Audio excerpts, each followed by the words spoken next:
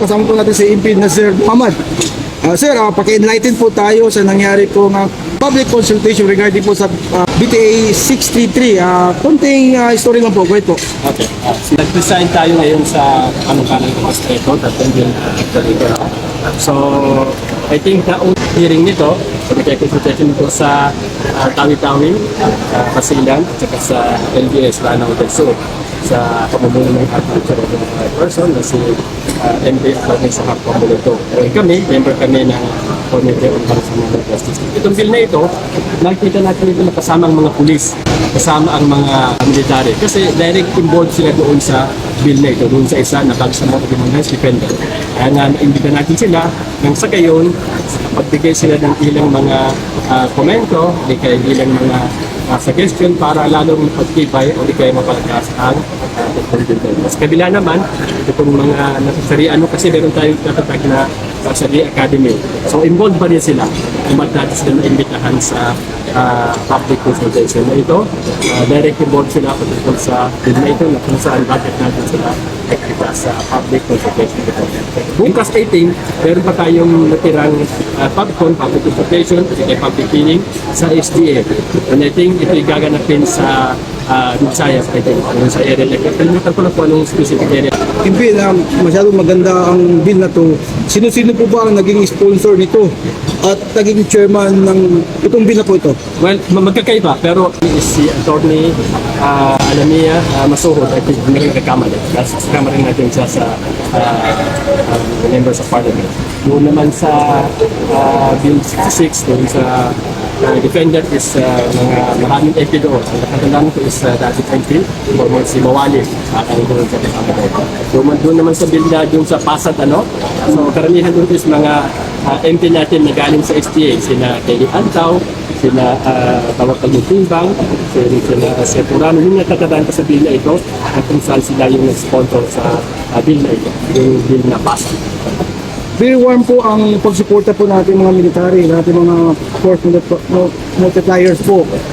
Sa tingin niyo po, mabay sa katuparan po ba itong bill na ito? Mag-push po ba ito papunta po sa ating mga committee po ng mga MP po? Yes, sa tingin natin, ito yung mapupos kasi nga ito nga, nasa public consultation na tayo. May public hearing. Next is isasalang na ito sa plenarya, no? Kung saan doon na mag-discuss ang mga MPs, kung saan, of course, kukunin itong mga comments ng ating mga nagbigay ng pagod sa atin ngayon, and then doon na i-discuss sa plenary, kung saan doon na pagkaroon ng discussion sa pagitan ng mga MPs natin. So, pangarin natin na dito naman yun, no? Kung paano pa-supported yung mga nakapagsalita natin dito sa regarding sa bill na ito. So, inshallah, hangarin natin pag may pasasalari magaling isa.